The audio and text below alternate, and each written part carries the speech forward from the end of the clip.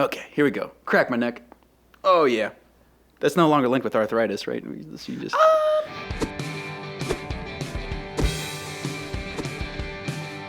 Hello, everybody, and welcome to Learning Stuff with Nick and Jeff. I'm Nick. I'm going to be one of your resident, not an expert yet, but soon-to-be expert on two topics. This is a show where Jeff and I will discuss two things that we don't know much about, do a bunch of research, teach each other, teach all of you, and then find the overlap for those two topics. Yeah, I love the enthusiasm that you're using there, Nick. Expert is such a strong word. I'm going to go with maybe a little bit more learned, yes. Really, more than anything. Definitely a scholarly approach to reading journals. Yeah, exactly. It's more like, hey, you know what, I really like to know just a little bit more about something, and then talk about it. And I'm really excited because Jeff and I don't know what the other one picked, and so there's always that like 1 in a million chance that we picked the same thing. If we did, that would be, I'd call it exciting, but also, I don't want to say disastrous, but challenging. Very surprising. Challenging. And would kind of hit at the very core of the format. Yeah, and it's something that I had been thinking about for a little bit. I don't know about Nick here, but just jumping on these microphones and starting talking. And I'll tell you, if there's anything I do enjoy doing, it's talking, just chatting it up. So. Oh, yeah. I'm really excited to see where all these disparate things can overlap. And also, I'm just going to go ahead and say to our listeners, if you have any corrections, you must precede it with actually. If we're going to do pedantic corrections, it has to begin with actually. Yeah, and then it should end with you not saying anything. Yeah, actually, and it should just trail off. No, I of course I'm just kidding. I don't know how you would correct us at this point, because you really have no way of getting in touch with me, or Nick, I assume. Right. Which is great. But that's the joy of discovery. That is the joy of discovery, and I think kind of in that vein of discovery, I myself, and I think Nick as well, will attest to it for himself. Big fan of beer. Yes, drinks in general. That is a fair statement. And we reside here in bright and sunny Atlanta, at least right now. Oh, man. A ton of great beers that are local here. And in fact, something we just wanted to do, just try out just a couple of new beers here while we're in the midst of this recording. Why do it completely sober when you can do it a little less sober than normal? I think life dictates that anyway. Oh, for sure. It's going to make it a lot more, it's going to make the part of looping everything together potentially easy. So if you want to crack that, I'm going to go ahead and read the can, what we have here. What we have is a crisp Gate City Brewing Company Copperhead American Amber Ale.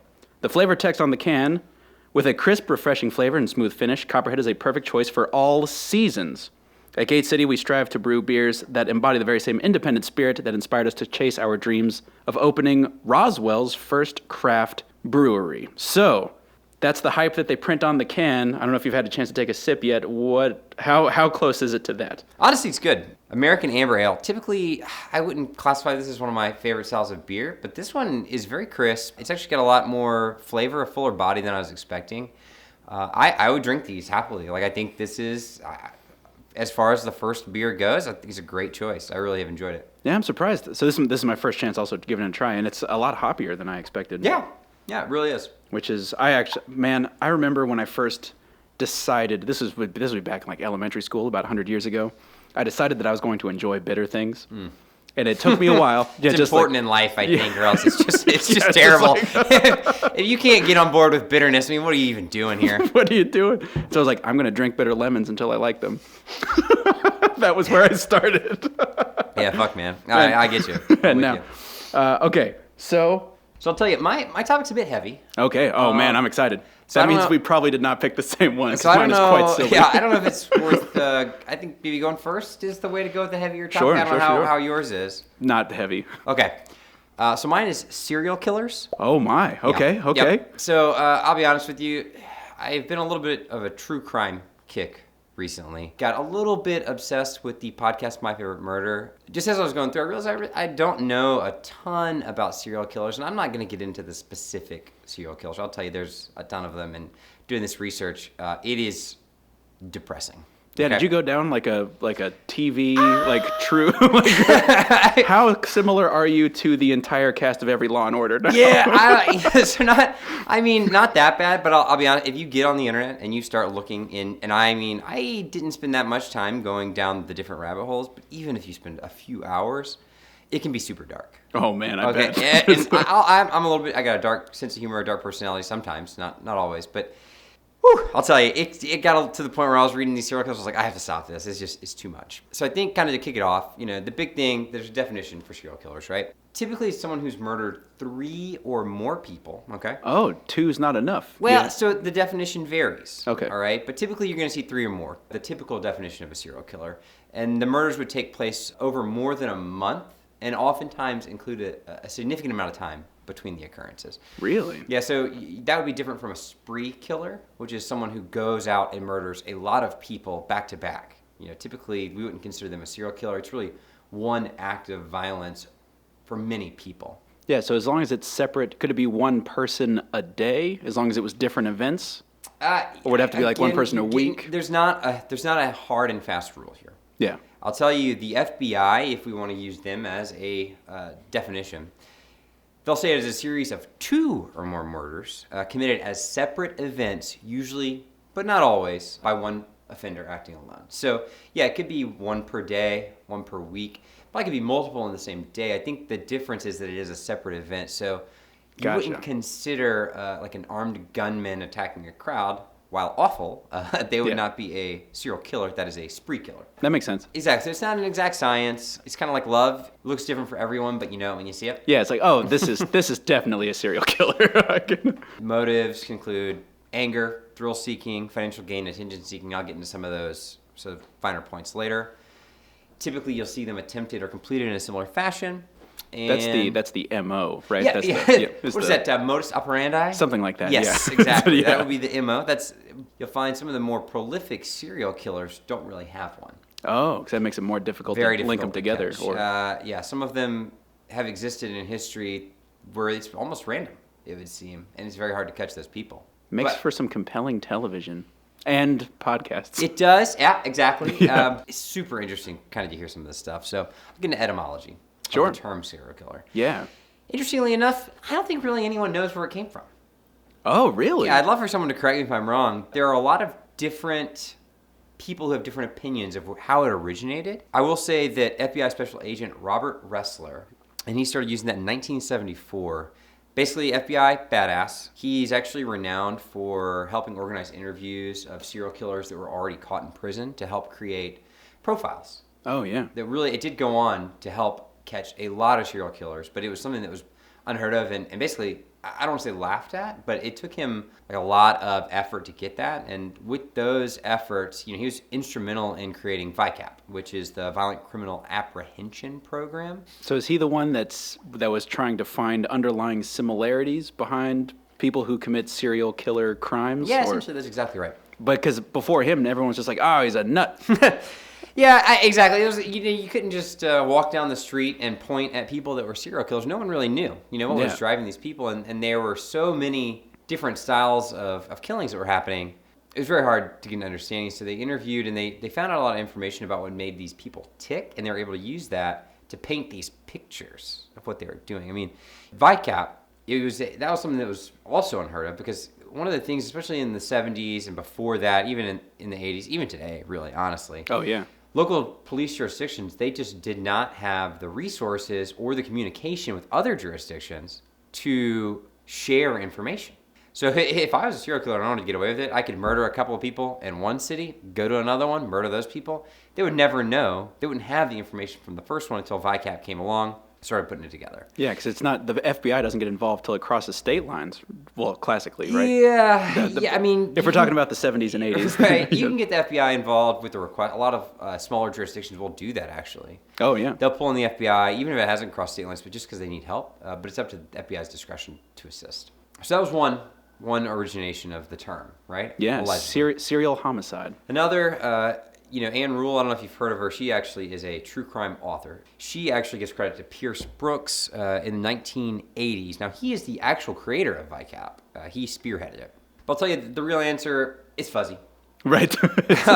It appeared in many languages throughout the 1900s. I have no idea, personally, where it comes from. I didn't do enough research. I just did enough to know that there are a lot of different people with different opinions. Yeah, well, and we've retroactively applied it to I guess Jack the Ripper comes to mind in like, what was that, Great. like the 1800s? I don't remember. A long time ago? Yeah, definitely a long time ago. Yeah, we'll chalk that up to another unsolved serial killer case. That's actually a very good example.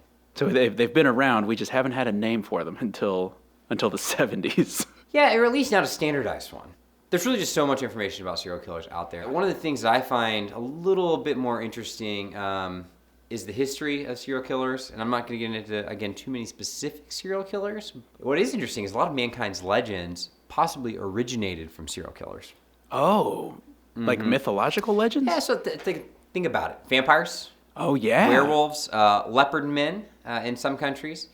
Could have been the original serial killers, creating these stories when something happens so outlandish that you really almost wouldn't be able to fathom another human being doing it. I'll talk about one here, and excuse me, I'm going to really butcher this name, probably French, I don't know.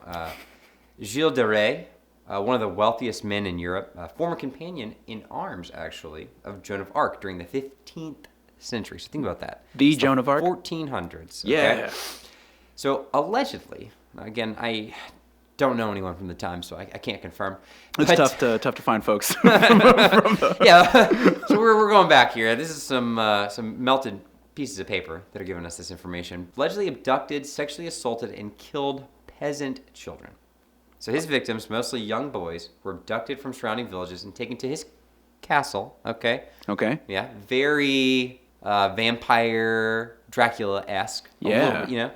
And his victims were estimated to between 140 and 800 in number. 800? Now think about that, okay? Even the middle ground is like 450, 500. We're talking about the 1400s. Insane. That's insane. Then we've got a Hungarian aristocrat, Elizabeth Bathory, who lived in Hungary, okay? And I'm going to tell you the specific town may or may not have been Transylvania. Get out of here. It's really Transylvania.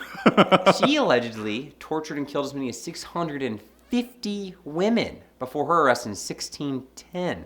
Now, if that doesn't sound like the beginning of the vampire legend, I'm not sure what does. No, it's in Transylvania. Did she have a castle too? I'm sure she did. In my mind, she already has a castle. I'm pretty sure everyone there was. I could go on forever, right? I mean, so many insane serial killers throughout history. Like, you've got Jack the Ripper, who you mentioned earlier. I mean, you've got H.H. Holmes, who was an insane, I'm not sure if you've heard of him, but he was of Murder House fame in Chicago. Oh, that's that guy. He built a hotel that had so many secret rooms, passageways, they have no idea how many people he murdered.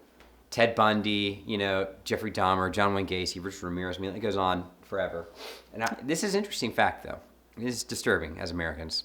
76% of all serial killers in the 20th century are from the United States. Oh, man. And they don't even have castles. We didn't. They don't. I'm not a serial killer. That sounds awful. I don't have a castle. The history's super interesting. I could go on forever. There's so many places you can go find this information. I recommend getting a little bit more. Just only if to understand some of the patterns. Yeah. Wait, before I forget, what about? Oh my gosh, Captain Jack Sparrow did a musical. Where he was a barber that killed Barber people. of Fleet Street. Sweeney Todd. Sweeney Todd, yeah. Is that a real person? No. I feel like that was a play, so I think it was based on some reality, but maybe there's someone else who can tell us that information. I don't have it offhand. I didn't do any musicals research. Johnny Depp. And I'll just film research. I'll just go ahead and confess that the thing that I researched was not musicals, so we're not going to have that overlap opportunity later on in the show. So I like the history, and when you get into it, again, super deep rabbit hole. That's wild. Just with those two people that you talked about, that's over 1,000 people that went missing. Exactly. In the 1400s. It's crazy. But here's what I get the most interested in, and what I want to spend the bulk of my time, even though I've already just burned through some time. They're fun. Bulk of my time on is the characteristics of serial killers. And I find this to be interesting, one, because it's always interesting to see inside the mind of someone who could do something so sadistic. But two, it's really like a warning. Right, and I feel if everyone in this country and elsewhere was armed with the understanding of some of these characteristics, maybe we'd do a better job of spotting them. Yeah, because you always, from our hackneyed sayings of it's the quiet ones you have to watch, we sort of have, I feel like we have like folklore or like fortune cookie, wrong civilization, but fortune cookie stuff. Oh no, actually I think that is an American invention. Kind of like, if they're mean to their pets, be careful. Or like, it's the quiet ones you have to watch. Or Well, I don't know how we didn't notice this. I think was it Jeffrey Dahmer who was mean to cats, something like that. I'm speculating. Almost most of them, actually. Yeah. Yeah. So if we have like actual warning signs, I think that would be really useful. It is. Again, the problem with everything in life, I guess, is that there's no real consensus. Right, because it's always going to be like what 60%, 70%. Yeah, exactly. Have similar traits, or that's like what makes it. I think that's what makes it so intriguing, right? So it's so interesting to me. There's so many different reasons and exceptions, and I'll say something about the human mind. We detect this stuff, a lot of it, not everything. Unfortunately, we've been taught as a society, to really be polite. And I'm going to steal some words of my favorite podcasters from my favorite murder. And you got to really fuck politeness and just be careful. Oh, yeah. Because it is astoundingly easy to get into a terrible situation that you don't know what you're doing. But I'm hoping with some of these characteristics, maybe you've got a better shot at understanding, okay? There's a part of me that instinctively knew that I think it was geese were dangerous. there's like a part of my caveman brain that was like, this is a dinosaur. You need to get out of here. And I'm sure in large numbers, they have probably killed 1 to 2 people this century. What I will say is, I did not get bit. My sister did. Okay. I'm going to spit this drink out everywhere as I'm trying to take a quick drink break. Yes, watch out for the geese. Funny thing, if that is your topic, they overlap so much with serial killers because they are psychopaths. Oh, they're out of their mind. So much so. They're totally most violent birds. Okay. It's like, you don't have any teeth. I'm still intimidated. They are very mean creatures. Really but I love mean. them. I love them, but they're mean. But I just need my space when it comes to geese. So a lot of the time, you're going to hear the term psychopath. Almost every comparison or discussion about serial killers, you hear this term. And I think it's important to really understand what that means. Yeah, because that's a term that I feel like has lost a lot of weight, at least in casual circles. Well, there's I'm sure. a good reason, because it doesn't mean anything. Oh, okay. That makes sense then. I'll say that. That's not true. Certainly it does. But I'm not sure if you've heard of the DSM. It's the Diagnostic and Statistical Manual of Mental Disorders, but it's essentially a guide used by mental health professionals to define disorders. Right. And as of the most current release, which is 5 still? I think or is it on 6? I think it's 5. Yeah. I didn't get too deep into that, but I believe it's the 5th one. Psychopathy is not a identified mental disorder. No kidding. Yeah. It has no meaning. Well, it's way too vague. It is. The whole point of diagnosis is to have specifics, and this one is not. But I'm going to go ahead and give you the traditional understanding of psychopath, which is personality disorder characterized by persistent antisocial behavior, some impaired empathy and remorse, and bold, disinhibited, and egotistical traits. So that sounds pretty similar to sociopathy. From what I understand sociopathology to be. Great segue.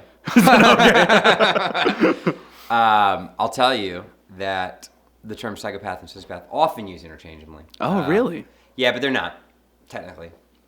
So sociopath refers to a person with antisocial tendencies that are ascribed to social or environmental factors, where psychopathic traits a little bit more innate, though a chaotic or violent upbringing may tip the scales for those already predisposed to behave psychopathically. So there's some key characteristics of psychopathy.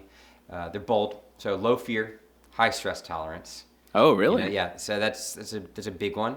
That is how they are able to do what they do. That's crazy, because just on its face, high stress tolerance and low fear would seem to be positive. You know what? They can be, but yeah, that's also mixed with disinhibition I mentioned earlier, which poor impulse control, right? Oh, okay. So do you know what comes to mind? Mixed with the ability to not fear what comes to mind. And then they also have a lot of times a demand for immediate gratification. Okay. And then there's meanness. Yeah, that's I guess that's the key. So this is a big one, and this is something you see a lot in serial killers, but it is they really don't have that same empathy response that, I don't want to use the term normal, but most human beings have, right? So they really just don't connect. They don't have that close attachment to others. Because we're social creatures, right? We depend on our ability to work as a team to do stuff, anything from not get killed by a mammoth, all the way up to build an interstate highway system. Yeah.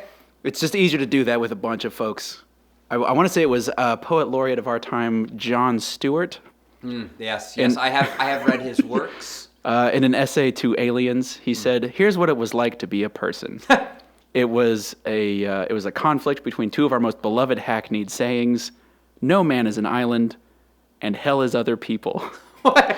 And that was our life, was trying to balance those two things. I don't want to say that's wrong, so I won't. But to your point, being super mean doesn't facilitate working together. It doesn't, does it? No. Yeah. Oh, man, the human condition is one that is very interesting. It's tough. But we have a lot of help, but hell is other people. Yeah, it's tough when the term is loose. Because you were saying that psychopathy, psychopathology I don't know. I'm not an English major. has been used to the point of almost losing its defined characteristics. That's the problem. It never had it. Oh, it never had it in the first The place. problem is it really didn't have a very good definition, and the term has really been more adopted. I just assumed it was like literally, which now means metaphorically. That's what I mean. Like, it's been adopted through popular culture, through a lot of your crime series. They're using this term, the news. Everybody's using this term, psychopath, or they were. It was huge 80s and 90s. But honestly, it didn't have a really great definition. And so the one I've given it is pretty close. But I mean, again, unlike the people with these major mental disorders like schizophrenia, psychopaths, they seem normal. Right. Often quite charming. A state of adaptation that psychiatrist Harvey Cleckley called the mask of sanity. Oh man! I know. Don't you wonder if that's what you've been wearing this entire time? This whole just time, waiting to break out. Am I just a mask? I believe it was Jim Carrey in The Mask. His psychiatrist says, "We all wear masks, metaphorically speaking," which we could now say we all literally wear masks. Yeah. That would literally yes, but like figuratively. Yeah. Well, Ted Bundy, I'm sure you've heard of him. Yeah, the name rings a bell. Prolific serial killer from the United States, of course. Yeah, he's a great personification of these traits. I mean, he was said to be incredibly charming. He also had a very high IQ, from my understanding.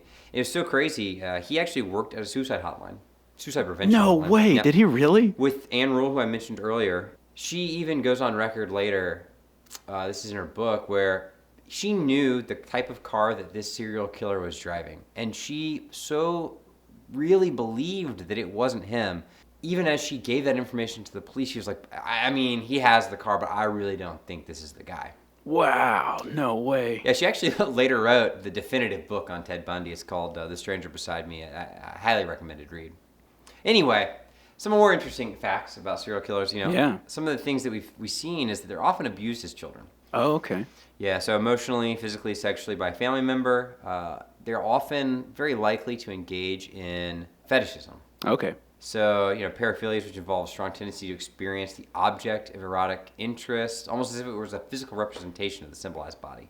I'm not exactly sure what that means. It's not real sexual interest or sexual desire, but it's an objectification. And I say that, there's nothing wrong with fetishism. It's a totally normal thing, but it's just something that, in this particular case, can be used a little bit negatively by serial killers. Right. Well, and you mentioned earlier that there's a difference between the tendency and then the tipping of the scales. I'd actually be really interested to find out if we ever actually have the opportunity to like load game and just get like someone who's turned out to be a serial killer and then just not abuse them. Do they turn out to be like a captain of industry instead? Because they have these seemingly positive traits: low fear, high tolerance for stress. And then if you just make it so that they have empathy and stuff, do they become heroes of our time? Yeah, honestly, I think there is some truth to that, probably. You just don't know. I mean, it's hard. It's really easy for us to look back and say these are the things that caused the serial killers to become serial killers. But there's a lot of people that have some of these, that have fetishes, that were abused as children, that are not serial killers. Right. Or not psychopaths, right? Something interesting about serial killers is they often exhibit one or more of the McDonald triad of predictors of future final behavior. Who is McDonald? Great question. I assume not a clown that sells get that cheeseburgers? That's okay. Unless is it the clown that sells cheeseburgers? Well, I'll tell you. So here are the three pieces. And these are, if you're exhibiting one or more, it's not a good sign, right? Okay. Fascinated with fire setting as a child. Oh, so like potential arsons, pyros and stuff. Okay. Involved in sadistic activity, especially children who have not yet reached sexual maturity. This often takes the form of torturing animals. Yes. As you alluded to earlier. Mm-hmm. And then wetting the bed beyond the age of 12. No, really? Yes, it's often an indicator of sexual abuse. I did not see that one coming. Because I was having like pyro, sure. Torturing animals, sure. Yeah, that's a weird one. That was a left field. That is not what I expected to hear. So how do people get set down this road? Yeah, this seems like a dark path. Yeah, I mean, it's not very easy to understand. Wilson and Seaman, 1990, conducted a study on incarcerated serial killers. What they concluded was the most influential factor that contributed to their homicidal activity. Almost all the serial killers experienced some sort of environmental problems during their childhood. Okay. Yeah. Nearly half had experienced some type of physical or sexual abuse. Wow, nearly half. They've done some research into chromosomal causes as well, but it looks like it's inconclusive at best. Since most serial killers are men, there may be some correlation between that and the chromosomal makeup of men. Who knows? Maybe there are as many female serial killers, but they're just better at hiding it. Could be. They might just be craftier. Wouldn't I doubt it? If I'm hearing what you're saying, it'd be fair to say that it's more of a nurture situation. Chances are you're not born a serial killer. I guess some of the traits would be born in, maybe high stress tolerance, low fear, stuff like that. And then your upbringing exposes you to all of these things. You're just more, I guess it's always statistics though, right? Like you're just more likely. Everything increases the likelihood. Yeah. But nothing's a guarantee. Exactly. You're never required to become a serial killer. But this situation these children are raised in is leading to all these terrible situations. This whole carrying out of abuse and mental, physical, sexual, all that stuff, it really leads to the children to create their fantasy world. And this is like the key, right? Oh, okay. So children don't have the power to control this mistreatment. They can create this new reality, this fantasy that they get to live in. And in that fantasy, they have total control. So it becomes kind of part of them. Is this the same as dissociation? It is. I think it essentially is. Okay. Because a person can do no wrong in his own world, and the pain of others is no consequence when the purpose is to satisfy your own needs. Oh, that's right. Because it's your world. Right. So that's a lot of information. I'll kind of get just briefly into some demographics and some motives here. Sure. I'll say in this country, the United States, the majority of serial killers are white males. Huh. Lower to middle class backgrounds, usually late 20s, early 30s.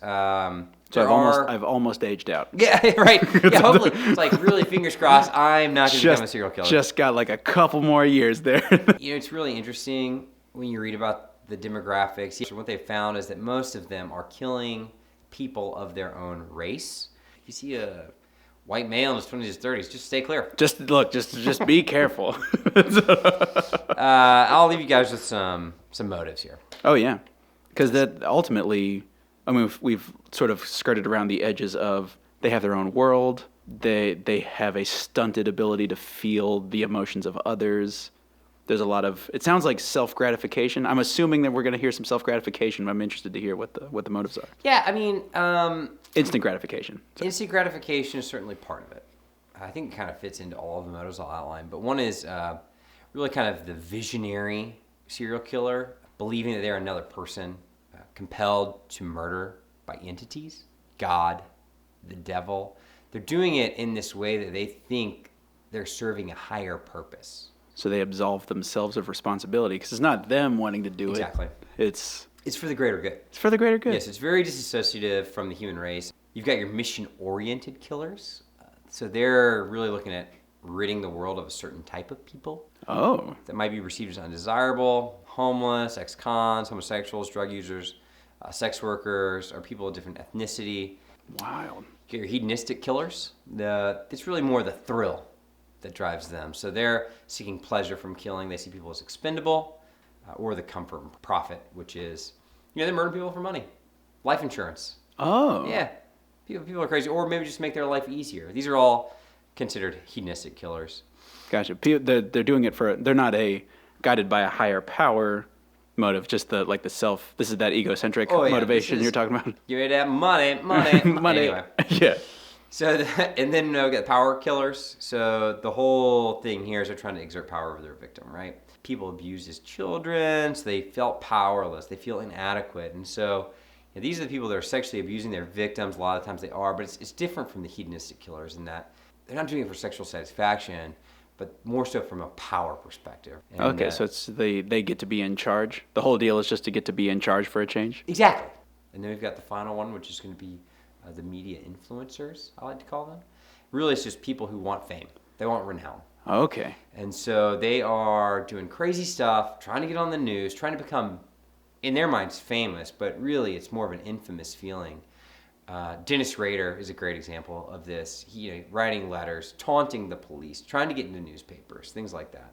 It's like the Batman villains. Yeah. If you know someone that is exhibiting these traits, just go ahead. Maybe don't call the police directly, but if stuff starts going weird, ask some questions.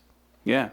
Well, and it's easy to dismiss criminals that are so criminal, where it's just like, oh, they must just be crazy. That's a crazy person, and then just not think about it anymore.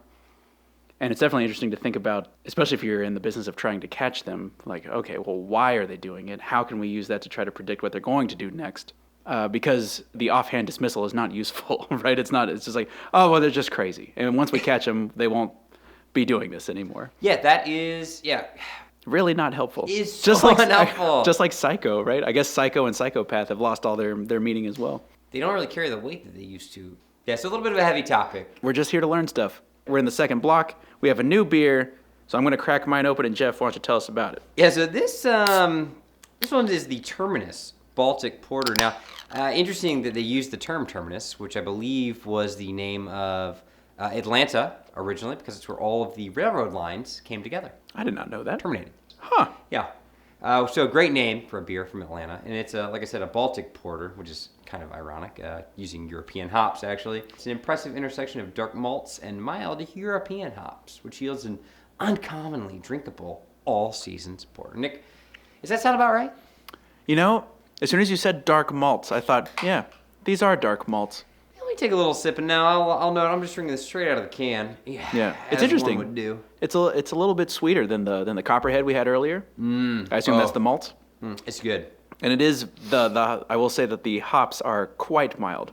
I was just in a grocery store, and I saw something I thought I'd never see, just a beer I'd never heard of from a brewery I'd never heard of from Atlanta. Down the street, basically. Yeah, basically. It's a long street. It's a long street. Here's the thing. Ever since I've started living inside the perimeter, and I swore this would never happen to me, but it happened almost instantly. So the city of Atlanta is circumnavigated by 285, Good word. which is just a circular highway. And so colloquially, there are people who live inside the perimeter, ITP, and people who live outside the perimeter, OTP. And as soon as I was inside the perimeter, my willingness to drive more than 15 minutes plummeted from pretty willing, 60, 70, 80%, to like 15%. Yeah, I mean, I'm glad you said that, because 15 minutes driving in Atlanta can often be a mile. Yeah, you don't have to go far to rack up that 15 minutes. I have friends who live out in Stone Mountain, which is not that many miles out to the east of us. What, like 20 miles? Oh my God, I think is it even that far? Way overestimated the number. 10 miles? Yeah, 10, 15 It's got to be at least 100 miles, though, because they're like, oh, why don't you ever come visit us? It's like, because it takes 45 minutes to get to your house. So if I'm coming, I'm going to sleep on your couch. Because I'm not making that drive twice in a day. I'm not. No, and why would you? Why would I? Oh. You ready for this segue? I can't wait. The topic that I have picked to try to become an expert on is the Infinity Stones. Oh, okay. I like where this is going. Unexpected twists. So Avengers Endgame came out last week as of recording. Jeff and I have both seen it. And it got me wondering. Do we need to throw a spoiler alert in here, or? Oh, for sure. Okay. Definitely. So, all right. Well, no, I'm going to try to keep everything to Infinity War or earlier. Okay, well, so you don't have to worry about Endgame spoilers. Yeah. So if you care, you already know what has happened. Yeah, and if you haven't seen Infinity War, spoilers warning for Infinity War. Yeah, and if I make a terrible mistake and jump in with a spoiler for the newest Avengers film, I'm just gonna bleep it out. Of course. Yeah. I'll just redact it. Just just gonna cut it out. So I was so when I expected this to be like a pretty short research endeavor. Yeah. And man, was I wrong. Yeah, I can imagine. Apparently, the Infinity Stones got their start back in the 70s. Specifically in 1972, there was only one Infinity Stone, and at the time it wasn't a stone, it was a gem, and it wasn't infinity, it was soul. There was one soul gem. Okay? And then over time, there were more soul gems, and they all had the incredible power that they have now. So by the time it was about 1976, there was a second soul gem, and it was revealed that there was a set of 6 gems. Soul gems are all... They became the Infinity Gems in the 90s. So they were a full set of soul gems for what is that, like 14 years between 1976 and about 1990. So this is within the realms of Marvel Comics, I think. Yes, Marvel Comics. What's been so interesting to read about as I was reading about the Soul Gems, now Infinity Stones, is that a lot of the characters that are wrapped up in their history have actually appeared in the movies, but you don't necessarily understand their significance to the Infinity Stones if you only live in the Marvel Cinematic Universe, as I somewhat do. I'll be honest with you. That is pretty much where I dabble. Yeah. It's like, okay, and I always thought it's like, oh no, I know about comics. I know a thing or two. Yeah, I've read a comic book. I pretty much know everything there is to know about comics. You know what was most surprising, though, as I was researching the history of the Infinity Gems, is Thanos and the Soul Gems are inextricably linked to each other. A lot of times they interact with each other. But the first thing Thanos tried to do with them was not eliminate half of all life in the universe. It was extinguish all of the stars. Okay. That was his first plan. So all life, then. Just, anything that depends on solar anything. But then, once we get past that was like his early phase. That was like his angsty teenager phase. Once we get into his real life, it was a love story. As all life is. Isn't it? Thanos wants to get the Soul Gems and eliminate half of all life. So this is where we get into his modern. He wants to eliminate half of all life in the universe. But at the time, it wasn't a balance thing. He was trying to impress death. Oh, okay, yeah. No, I get it now. Now it makes sense. Because how else would you impress death but by causing it? Lots of death. All of a sudden, Occupado. Occupado.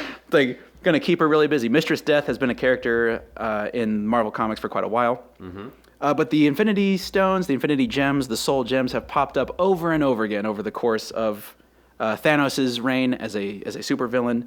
And also, they seem to be tied very strongly to the character of Adam Warlock, who I'm not super familiar with until doing research into this. Yeah, I've heard about him. Wasn't he like a super being? I feel like he was in Guardians of the Galaxy 2 at the very end in a giant crate or something. I think you're right. He was not Howard the Duck. He was not the stout feathered character, but very similarly referenced in that film. So Adam Warlock, Thanos, and the Soul Gems there's a lot of history to get into, and obviously all of it is technically fictitious. I'm not going to spoil all of the comic books for you, but there are the 6 gems that we have today, the 6 stones that we have today. All of which are present in Infinity War. And here's the first Infinity War spoiler. Thanos gets them all. Hey, man. I don't know about that. Yeah, he sure does. And they actually changed colors over time. So the gems that they are now, with the purple power gem, the blue space gem, as made notorious by Loki. He teleports with it's inside the Tesseract. That's the blue space gem. The red reality gem turns people into slinkies a lot more often than you might expect. Yeah, you know what? I never thought about using magic to turn someone into a slinky, but I like it. Honestly, now that I've seen it, you know what? I was shocked. Yeah. If you saw someone turn into a slinky, can you imagine how taken aback you would be? That would be a disquieting thing. It's like, two of my friends are slinkies. Also, a lot more bubbles than anticipated. The Time Stone, of course, made notorious by Doctor Strange, is Dormammu. I've come to bargain. I guess there's a Doctor Strange spoiler in here also. There's a part of cover all our bases. If we're gonna spoil, let's just spoil everything. Every single origin story that I can find. Yeah, Dormammu, I've come to bargain, was of course the Time Stone, which is currently green. The Soul Stone, orange, and seems to be the original. Obviously, the original Infinity Stones were called the Soul Gems. So I have nothing to necessarily substantiate this, but it feels like the Soul Gem was the first one. Okay. And then the 1972 Soul Gem was probably the Soul Infinity Stone. And now I'm getting ahead of myself, but there was an entire Infinity Watch put together. So obviously Thanos successfully gets the gems and does stuff, and then that stuff has to be undone, sometimes by Nebula, sometimes by Warlock, sometimes by other people. This is a fun anecdote. There was a council of Reeds. Reed Richard or Mr. Fantastic. Oh, okay. Yeah. So our Reed Richard decides to convene a council of Reeds to try to solve everything. And 3 of the multiverse Reed Richardses show up with Infinity Gauntlets. Oh, okay. Just troubling. Yeah. They don't work in the council. They only work inside of their particular slice of multiverse. Okay. I But- feel like there's some odd rules at play here. Lots of odd rules. You can pretty much, it turns out in comic books, you can just do whatever you want. Oh, yeah. You definitely can. It's almost like you are making up the whole thing as you go. Literally. Yeah. Okay. But people who have used the stones over time, obviously Adam Warlock used them a lot, Thanos has used them a lot. But in the comic books, you remember Drax from Guardians of the Galaxy. Spoilers, he's one of the Guardians of the Galaxy. Who doesn't remember wrestler Dave Bautista's Yes. stunning turn Yes. as Drax from Yes. Guardians of the Galaxy? So literal. Nothing goes over his head. He is far too fast. Soon to be. Yeah, because he got... No, that's not a spoiler, is it? I mean, you can just bleep all that out. I told you it's going to happen. That's right. I told you it's going to happen. But so over the course of the tenure of the stones, Drax was he was sort of the protector of the Power Stone. No kidding. And so through the course of his character arc, he was actually incredibly intelligent. He got injured, was no longer incredibly intelligent, but had the Power Stone. But he wasn't smart enough to use it intelligently, so he just made himself stronger with it. The next stone, the Mind Stone. Yeah, the Mind Stone seems... I mean, it's tough. My opinion has changed on the stones. Oh, yeah. Many times as I watch... Again, this is especially film-related. I'm not really sure how they interact in the comics, but the Soul Stone seems like the leader almost, and this is just purely graphical. The Mind Stone, isn't that the biggest one on the glove?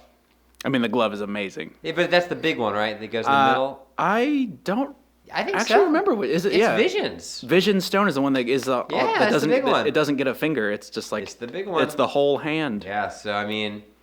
It is definitely extremely powerful. It's interesting to delineate the soul and the mind stones because, of course, it raises that like, is the soul different from the mind? Because the soul stone powers are, allow you to like control, manipulate, and alter living and dead souls and stuff. You have to sacrifice a soul to get it. That seems pretty strong. But then again, the mind stone basically gives you super psionic abilities, right? Like the Professor X stone, but on a universal scale. Yeah. I don't know. They both sound good. I mean, I take either, personally. Oh, for sure. Yeah. But to your earlier point, the Soul Gem being the leader, yes, in the Adam Warlock series of books involving the Soul Gems, the Infinity Gems, he's the leader, and he gets the Soul Stone. One of my favorite things to find out over the course of looking into the Soul Stones is that there are actually an additional 5 stones that are not canon. What do you mean not canon? Well, so, I mean, they technically exist. Let me give you perhaps my favorite example. I'm jumping all the way to the end. This should be the last stone. But my favorite example is the continuity stone that Deadpool gets that allows him to talk to his own comic book writers. Okay, well, yes. I love Deadpool, but literally anything that happens in the pages of his comics is... Canon. I agree. Can you imagine being able to talk to the people who are writing what you are doing? That's madness. I can, in fact. I talk to myself all the time. All the time. I find it to be very interesting, and I don't listen at all Ever. to what the writer says. There have been a couple of sort of ersatz stones or like booby trap stones, fake stones. For example, Loki built a rhythm stone for one of the video games for the Marvel Superhero Squad, the Infinity Gauntlet video game. Oh, nice. Which is just like a pink rhythm stone. There was a booby trap stone. It was the Death Stone. Oh, jeez. Okay, That sounds awful. That was used to. It was basically a sucker punch for Thanos. Thanos was killed by it. Oh, actually, there was a 7th stone you missed? Oh yeah, you should definitely grab that one. It's the one that's black. It's got a skull and crossbones on it, though. Yeah. It's the Life Stone. It is the Life Stone. And Lego has their own stone. They have Shut the front door. Yeah, they have the Build Stone in Lego Marvel Superheroes Guardians of the Galaxy. Thanos Threat animated film. I know, we're going deep.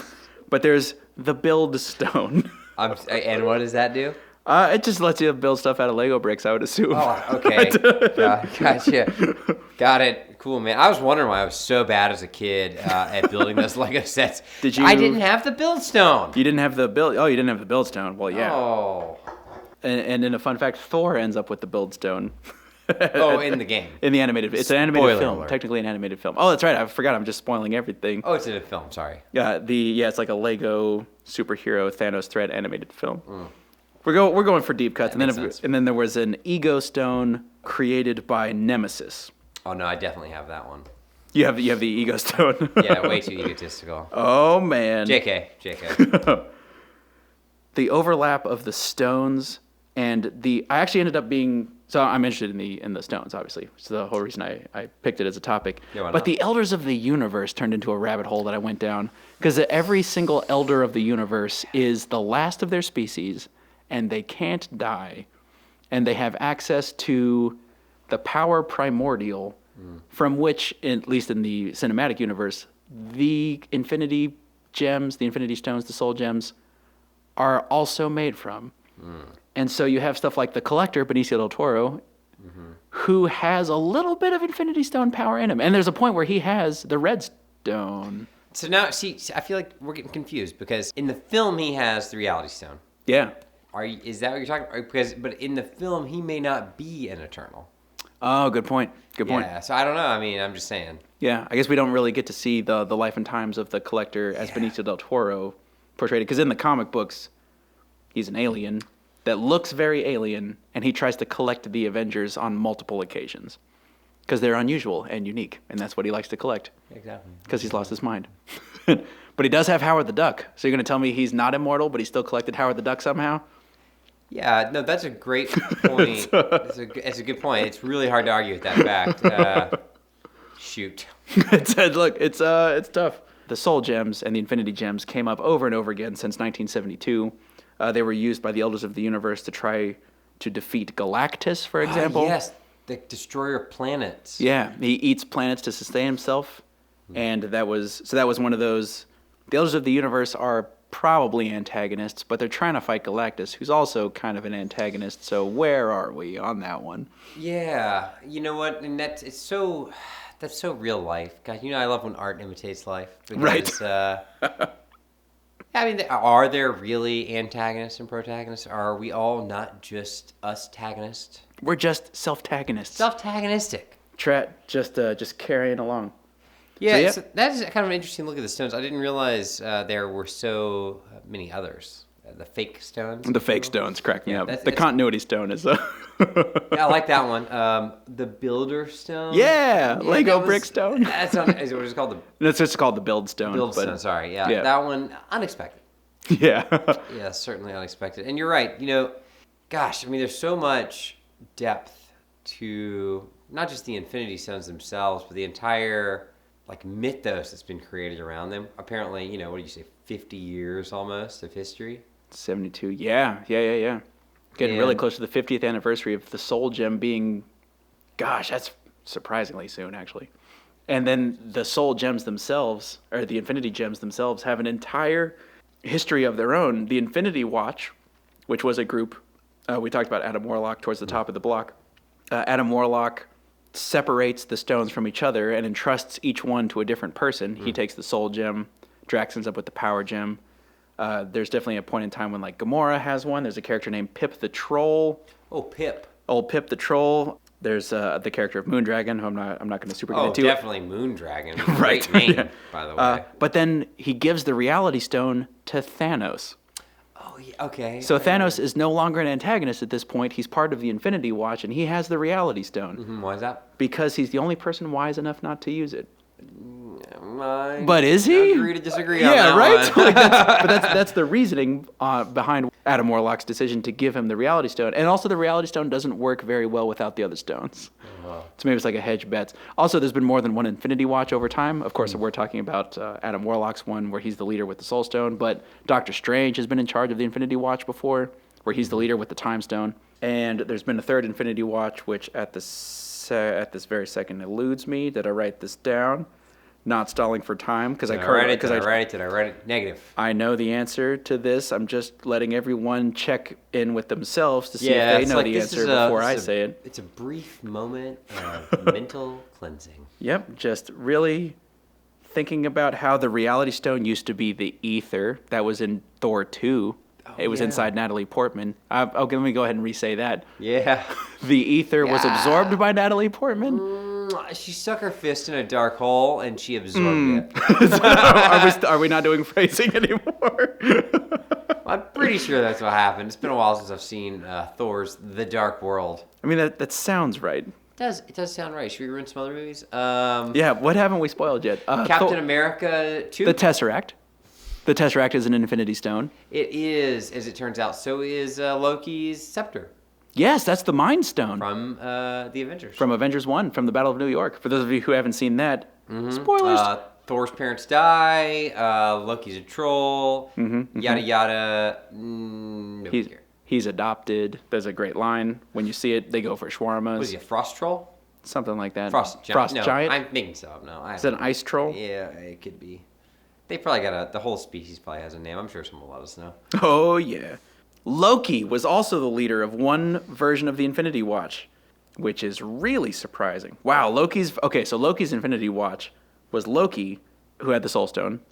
Nice. Emma Frost, the Hulk. From the X-Men. Yeah. What did the Hulk have? The Hulk had the Space Stone. So imagine a teleporting Hulk. Danger. Will Robinson. Ant-Man.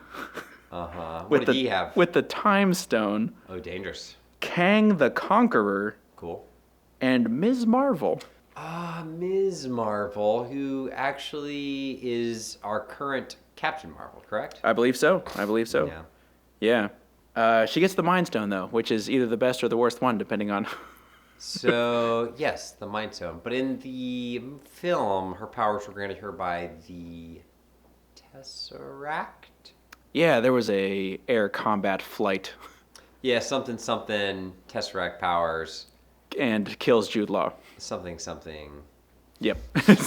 something kills Jude Law, has superpowers. All right. Flies through a ship, but for some reason can't fly through Thanos. I just stole that from you. We were talking about that before the show. Yeah, there goes another spoiler alert. We're going to have to bleep that out. Yep, we're going to have to bleep that out, too. Yeah, it was impossible not to. But so I feel like this is a great spot to transition to the overlap, which I think, honestly, this is a ripe area for overlap, almost as if we had planned it, which I sure, our single listener, we have not. No.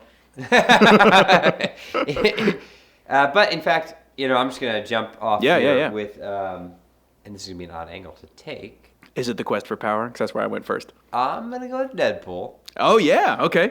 What was his stone called again? The Continuity Stone. Yes. And his ability to talk to the writer. Yeah, he can talk to the writers of his own book. Okay, let me tell you guys something. So the beauty of Deadpool is that he's a comic book character.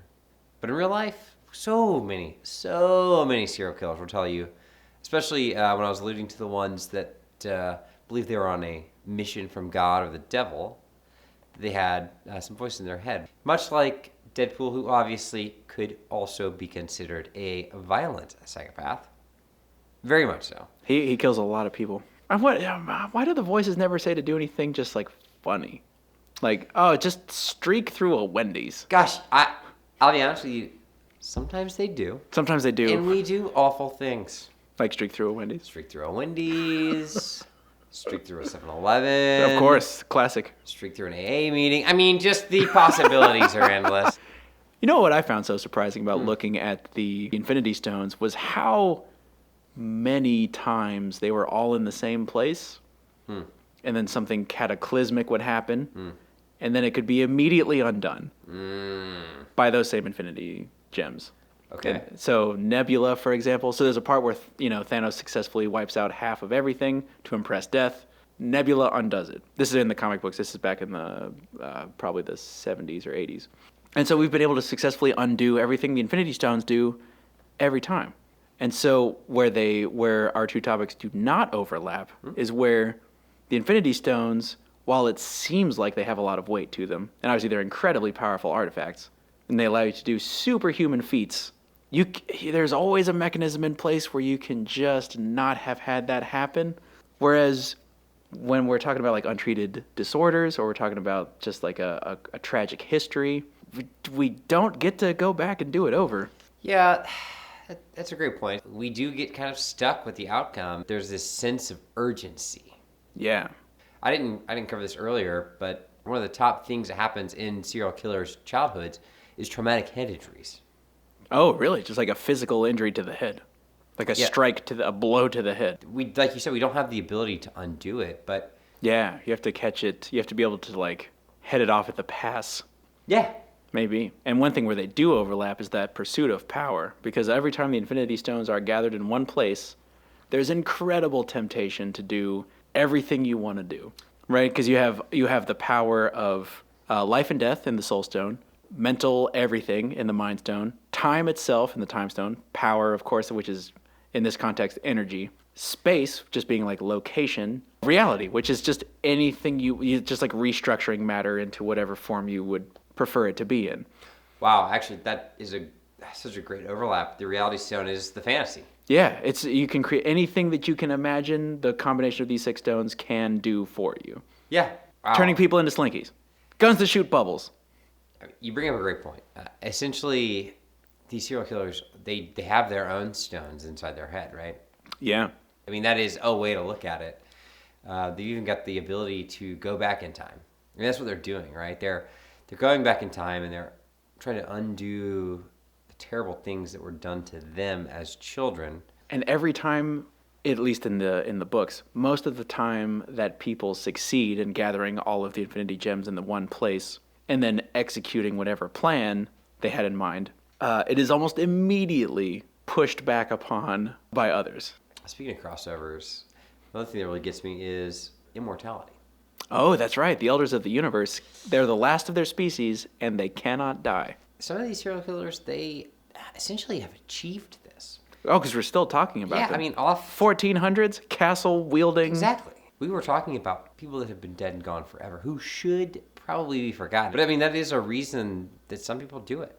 What is immortality if not being remembered? Honestly, now I'm a little bit disgusted in myself. Because I have given him that life. So he's in hell somewhere, just like, I knew it. I have gained another couple of decades. Does it all come down to power? We're just all intrigued by power? Honestly, I think it does, and that's a good overlap. Thanos, he is, I guess, kind of both a serial killer and a mass murderer. He did kill, but I guess he had his own reason. He killed a lot of people before he even got the gauntlet. Like, he went to Gamora's planet, right, and wiped out half of the population. Yeah, so he's like a serial mass murderer. It's a serial spree mass murderer. Yeah, that's the worst kind. Yeah, he's giant purple titan of serial mass spree killer murderers. Yeah, honestly, I don't think there is a serial killer on Earth that will compare. Right. I mean, 800 is nothing to sneer at. So which Infinity Stone would you want? If you could be part of the Infinity Watch and you get one of the 6 Infinity Stones, which one would you take? Yikes. Yeah. Or would you take like the Continuity Stone, the Rhythm Stone? I'd be tempted by the Rhythm Stone. My immediate response would be the Mind Stone. Oh yeah. Super Professor Xavier. Yeah. Basically omniscient if you use it correctly. I don't know what that says about me, but knowledge is power. Yeah, I mean, I think that's appropriate for what we're doing here. Yeah, the name of the show is learning stuff, and if you had the Mind Stone, you could learn everything instantly. Learn lots of stuff. Yeah. So what about you? Oh man, I'd probably take the Space Stone, the teleporty one, because I love traveling, but I hate the process of getting around, as we talked about at the beginning. Yeah, that's great. Because all of a sudden I would visit my friends in Stone Mountain a lot more if I could teleport there. Mm-hmm. Just like, fair. That's a fair point. Does it make me the most powerful? Not really, but it also allows me to just get to places. Man, I would like to think that I wouldn't misuse it, but the truth is I probably would. Honestly, that kind of power everyone would misuse. I mean, we're human beings. Yeah, I should not be interested. I guess the takeaway is I should not be interested with any of the Infinity Stones, but specifically not the space one because I want it. I don't want any of them. Oh, I definitely want them. But I should not be entrusted with them. No, nor should anyone, really. Thank God we don't have that kind of power today. But then, so that brings me to my question. What was your familiarity with serial killers before this? Man, so a lot of my interacting with just serial killers as a concept. Conceptually, got it. I was going to say, hot damn, hold on a So minute. I've talked to a lot of serial killers in my time. Killers, I know. Yeah, most of them. We have a John Wick style hotel that we all just hang out, that they all hang out in, and dang it. Of course, now we'll have to kill you. Exactly. In excommunicado. That's it. Yeah, very nice. The Continental. Sorry. Was all through media, right? Television shows. I've watched a lot of Law and Order. I've watched a lot of Criminal Minds. So a lot of my interaction with them were through pop culture.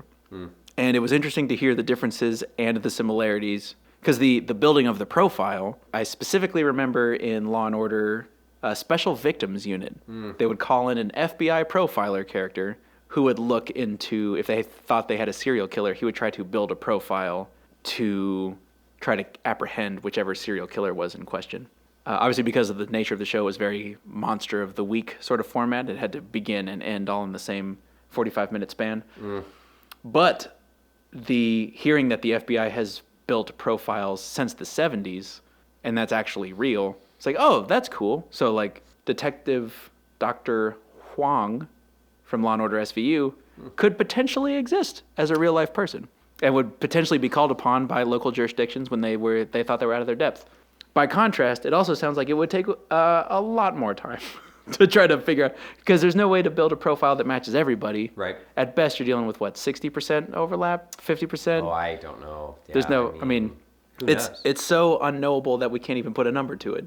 Just it only having even a word for it within the last 50 years is just, it's such a modern, it's not a modern phenomenon, but it's such a modern to think about phenomenon. I really think that media has helped bring it to the forefront. Yeah, I agree. Did I answer your question? You did. You did. Certainly. I was just going to ask you if there was like a thing that over the course of your going down this particular path of research, is there a thing that when you read it you just thought, wait, what? Was there ever a wait, what moment, or like a? Because for me, I was auditorially, I was audibly surprised by bedwetting, for example. I was like, what? That's one of the 3 McDonald features that indicates. I was like, no way. As far as the wait, what stuff, I mean, when I'd heard the bedwetting thing originally, which was before I did this research, I was shocked. I didn't really, it wasn't one of those things that clicked. Same thing with the head injuries. Oh, yeah, the head injuries. Yeah, I mean, it's crazy to hear. I think one of the things that whatted me, if I'm going to use that, some of the older serial killers and the number of murders. I mean, we look at, like, today, 30, 40, 100 murders as insane. Oh, yeah. That's unthinkable. Did you have a wait, what moment when you heard about the Infinity Stones? Well, obviously, it was the fake stones. Oh, the fake stones, of course. People were like, wait a minute, we have unlimited power to create stones that have unlimited power? Yeah, give me a break. Yeah. The build stone. Oh, yeah, the Lego hysterical. Stone. So good. And obviously, Deadpool's. I didn't realize he needed a stone to talk to the writers. I thought he was doing that on his own, but I love it. I mean, it's great. He could just walk out of his comic book anyway. Yeah. I think for me, the when I was reading the early history of the Infinity Stones, and Thanos, we've all been there. Thanos trying to impress some lady by gathering an unlimited amount of power and then eradicating half of all life in the universe. I get it. Yeah. And with that, we'd like to thank everybody for coming out and listening, learning with both me and Jeff. Thanks, everybody, and we will see y'all next week. Or whenever. Next month. Whenever. We'll see y'all next episode.